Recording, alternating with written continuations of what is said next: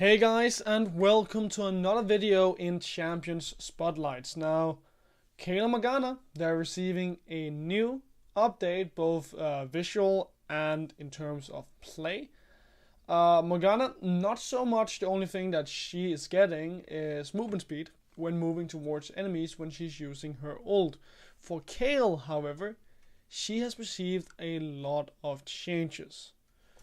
So let's dive into this. Now, first off, I did read the story about these two. They got some lore updates, and the thing with these two guys is that Kayle and Morgana really likes outcasts and people who don't exactly fit into the society.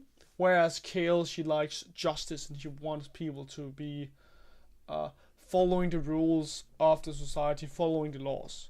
So then they had a fight, their dad died, and Kayle went missing for centuries. Because she wanted to figure out how to be as just, or how to put out so much justice as possible to be as good as she can humanly be. And she wanted to rid herself of human emotions, especially rage, because rage is a problem when you want to enforce justice. So, with that being said, let's take a look at the passive. And first off, the passive for Kayle is 4 stages. She has 4 forms. First off, you have Daedalus, where her attacks grant her a stacking attack speed. And at max stacks, Kayle then becomes exalted and gains movement speed towards enemies. Then you have a flame, where Kayle is exalted. When she then is exalted, her attacks will launch flaming waves, dealing bonus magic damage. And she still gets all of the bonuses from Daedalus. At a flame, you get at level 6. Then you get a Risen, which is Kayle evolves into a fully ranged champion at level 11, and Transcendent at level 16, where Kayle then takes on her final form, and she becomes permanently exalted, meaning that she gains movement speed towards enemies, she launches flaming waves, and she's a ranged champion. Plus, her flaming waves deal true damage. What I really like, first up, about her new passive is that her idea is that she wants to be the best possible person in terms of justice, and she wants to be able to deal out as much justice as possible, and make as many rulings, I guess, make people follow the law. And having this or these forms in her path to divine state means that now you kind of feel how she gets stronger and stronger the more knowledge she gains, and by knowledge I mean levels, which is basically knowledge as well. But let's take a look at the passive. Okay, so look right here. Now she's exalted. When she starts to deal out those waves, then she is exalted. And now obviously she's fully ranged. She deals true damage. And people, they are gonna die pretty fast. It's a really strong passive, really good for the late game. Then let's take a look at her Radiant Blast. She conjures a portal, then shoots out a flaming blade, which shreds both armor and magic resistance, and it slows. And then it can also explode to damage enemies next to the target. Again, it's a bit like her old Q. She still is a hybrid kind of champion, and you really get that with the shredding of the armor and the magic resistance. You're still slow, but now you also have damage that's going to be dealt to your initial targets and the ones near it, which is really strong come the late game. Let's just take a look there, right? So Camille, she's close to Azir, and therefore she takes damage. She also gets slowed. You have the W, also the Q. The Q will be pretty strong. So let's say that Kayle most likely will be going to the top or the mid lane. this will be pretty good for being a ganking tool, or being a tool to set up ganks rather. She's going to be with that shredding and with the slow. She's going to make someone like Lee Sin or Kha'Zix pretty strong, because suddenly they get that slow, but also the shred. It's going to just make it easier for people to gank the lane that Kayle is in. You have a Celestial Blessing where she heals herself and a target ally, and they get health. Oh, whoops. They get health and they gain healing.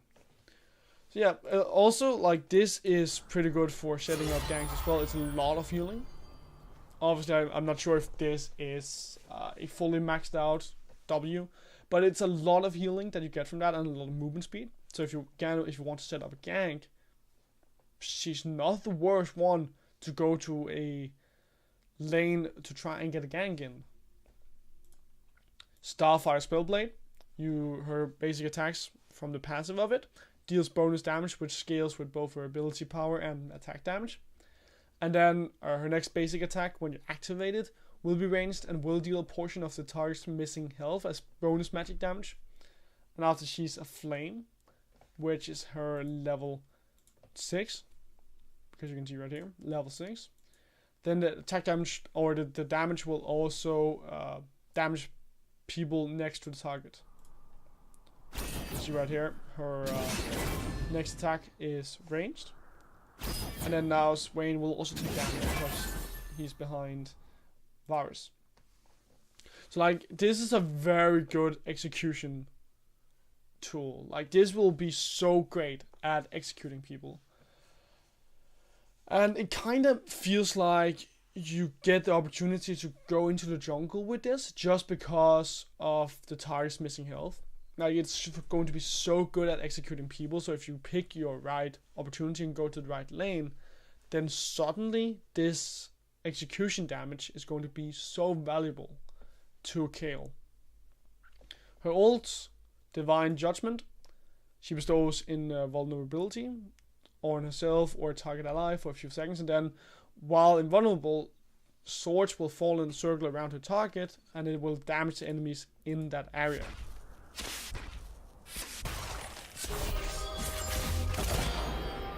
You see swords there, and Timo dies. So like, it could be a lot of damage. I'm not sure of the cooldown on it, because it probably has a very high cooldown, and I'm not sure how much damage it will deal, especially how much it would scale as well. So that's something that we're gonna have to look at once that comes out. But overall, this is also a very good tool for when you're looking to fight in the later stages of the game, especially because she is so strong in that late game. Now, one thing that this Kayle is still lacking compared to the old one is mobility. She's not very mobile. She's going to have to rely on fighting against people without a lot of mobility. You're going to have to rely on your slow from your Radiant Blast, and you're going to rely on having the Celestial Blessing give you that extra movement speed to catch up to people and just stick to them. Now, she's most likely going to be a top laner, I could imagine. She could also be a jungler, but I don't think she has a very good clear. I'm not sure. But I could imagine that obviously her passive at level 1 should be pretty good. But the problem just is that when you're exalted, you don't really get that movement speed towards enemies, and you're going to have to stack that up when you're ganking, because you're not going to come out of the jungle and have 6 stacks of your passive. So for Kayle, she could be something like a Karthus in the jungle, where she's going to be looking to scale up. She's going to be looking to get to a point where she can fight with her team in the mid to late game. She's not going to be a Lee Sin, a Kha'Zix, Camille. She's not going to be that kind of jungler if you take her into the jungle. If you take her to the top side, she's not going to be someone that will draw a lot of pressure. You can obviously shut her down if you're her enemy, but I can see other lanes where you would be more interested in dominating, because Kayle is very late game, level 16. Obviously, if you allow her to just farm up, she's going to get that. But when you have a Kayle in top side, there's a high possibility that your enemies, or your enemy rather, have some strong lanes in the pots and in the mid, which you kind of want to deal with. But let's take a look at this gameplay. Okay, so right here she is level 11 and she has her fully stacked passive. And she's just kiting Ornn. Ornn doesn't have a lot of mobility. That's pretty smart. Let's see, okay, so also with the slow, you can see with the slow right here, Ornn is not really able to get away, and with her ult, she's able to make sure that Kha'Zix doesn't go down, even though Ornn calls for his ult, and there's a Rengar there. So that's it. That's how she would look in the top side, I can imagine. Right here, she's with a Kayle. I'm not sure if this is from the mid lane or from the top side again. Okay, so she's level. Look here, she's level 18. Take a look at how fast she kills the Gnar and the Rework. Like, those guys, they go down so fast once she's fully stacked. Like, again, just check it out. Check how fast they die. She deals true damage, guys. She deals true damage, and these tanks, they go down fast. Look at the health on this Rework. Look at the health on this Gnar. They disappear immediately. There's like, once you get to the late game, once you're able to group up and fight as a team, Kayle is just gonna dominate those team fights. But the thing is, you want to get to the late game. You need to get to the late game.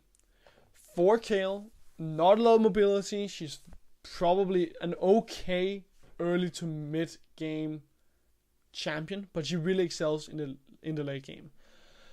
I want to see how she works in a solo lane, because for now I feel like she seems fairly strong. She seems like a good duelist.